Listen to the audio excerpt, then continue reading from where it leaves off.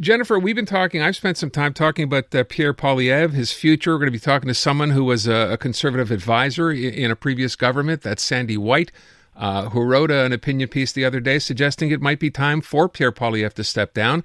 Our listeners kind of split on this. Some saying, no, he should be the guy leading the Conservatives into the next election. Others say, hey, 4 times, the party is lost. You lost your own riding. It's time to recognize that and walk away. Other Conservative leaders have fared, basically had the same fate without ever getting to this point. So what's your take on this? What do you think happens next? And how much pressure is being brought to bear on him, do you think, now?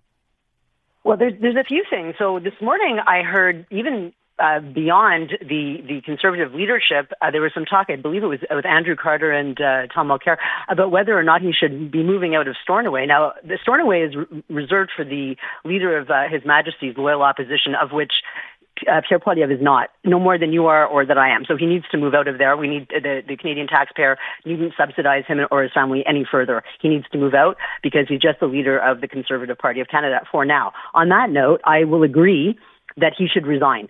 He should resign simply because, well, first of all, he lost. I know much is being made of the gains in the GTA, and they haven't had this many votes since 1988. But that was a well organized and united Conservative Party under Brian Mulroney. And the other reason why he should really resign, it's not just that he lost his riding. It's that his riding, like they pride themselves, the Conservative Party and his strategists in particular, on being ground organizers. Now, I know what that means to be a ground organizer. And if they didn't notice 500 Liberal volunteers on their ground in their riding and, act in consequence, like send more people out and wondering what's going on, do their internal polling, if they didn't see this coming, then they're bigger losers than they seem to be. But is that, that's not on him, right? He's traveling around the country doing speeches and doing what else? If you have a team in place, isn't that on the team if they messed up that way as opposed to on him? Well, he's a member of Parliament. He's the one who is. It's not the same exact riding boundaries, obviously, that he's had since 2004. It's been shifted a little bit. But, you need to be able to balance your priorities. No leader should take their riding for granted. And I saw that La Presse had sent people out to the riding, because it's not that far from here.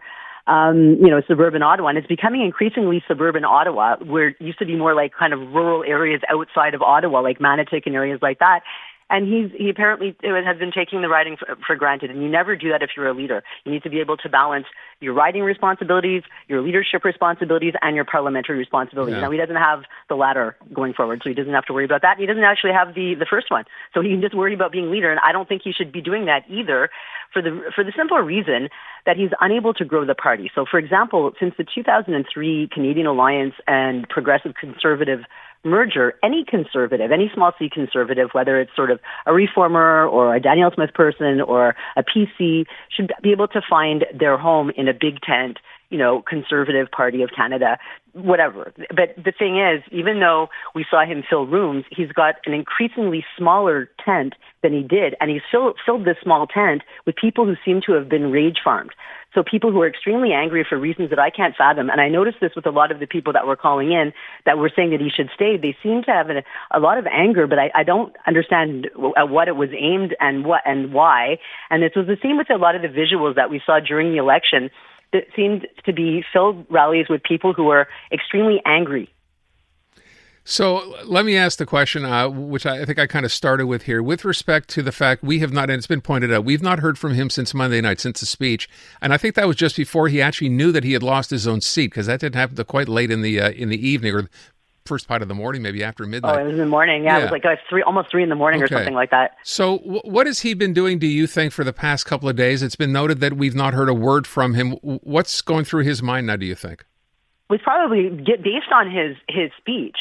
And he hasn't come back and corrected it. He could have come back. He could have come out at 3 in the morning and said, I resign. I've seen the writing on the wall. Or he could have come out yesterday. So I think he's trying to find a way to be able to stay in place. Maybe not so much in Stornoway, because that's actually not possible, but to stay in place as the leader of the Conservative Party going forward, perhaps to try to, from the outside of the House of Commons, use his, he's got 144 MPs to try to stir up trouble for the Liberals, going forward, and, maybe try to provoke a an election sooner rather than later, and also, a way to find somebody to step aside that he could perhaps run in a by-election, given that, provided that, maybe Mr. Carney, or Prime Minister Carney, I should say, is in a generous mood and would like to, provide him with the opportunity to run again should he decide to stay in place. But I don't think he should.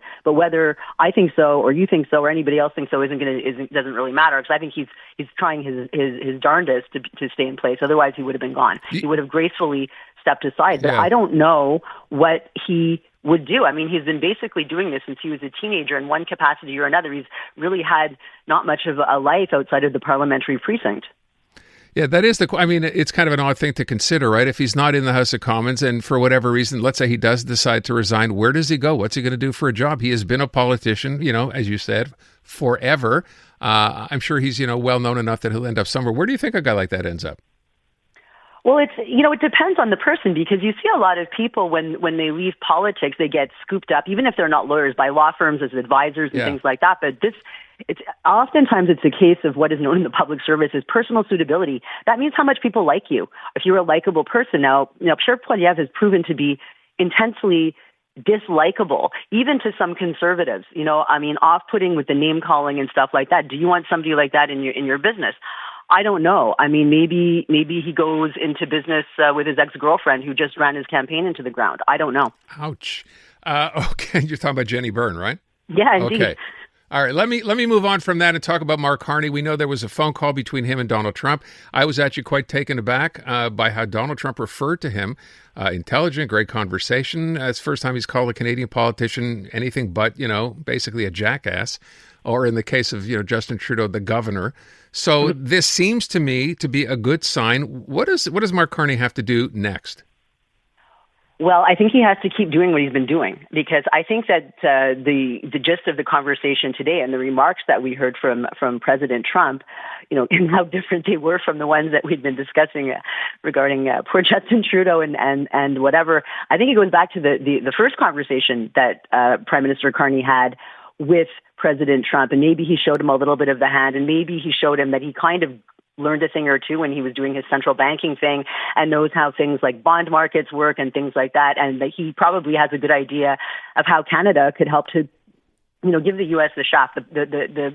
Maybe the power is not all in their hands, and I think that Carney is in a very, very good. He's well placed to be able to show that to Donald Trump, and I think that this new level of respect might speak a little bit to that. I will ask you one last thing, and I think we talked about this as well yesterday. So here we are. It's going to be a minority Liberal government for people, and I think most Canadians, we've been through this before. They know these governments typically don't last all that long, somewhere between 18 to 24 months. In the case of the last one, of course, a little longer than that. Does that mean, you've been on the inside, does it mean that we're going to see the Conservatives cooperate to some degree with the Liberals, or do you expect this to be just, day after day of the same old? Well, it could be on an issue-by-issue basis. And I mean, I don't want to go on too much about Poilievre, but in the House of Commons, he was at his most toxic. So just having him removed from that equation, the temperature will go down a little bit. But I think that this is going to be on an issue-by-issue basis, because it's only 3 votes that they need, to be able to get something done. So they'll be able to. You've undoubtedly noticed that our friend Monsieur Blanchet has been making some friendly noises towards the Prime Minister Carney too. He's a very popular gentleman these days. So I don't think that the Bloc wants to go into an election anytime soon. So they'll be able to make deals. I mean, it would be interesting to look at the map and see the possibilities of people, doing some floor crossing so that they could get a majority government. But, given the NDPers who want to, I'm not really seeing it. I'd have to do some further analysis. But I mean, they have enough people that they can treat this, and they don't have to make any sort of deals with anybody, which is what ended up, holding up the Liberal government, but also what ended up costing Jagmeet Singh his leadership and I think probably his seat, which they're related. We'll leave it at that. Jennifer, thank you. Appreciate it.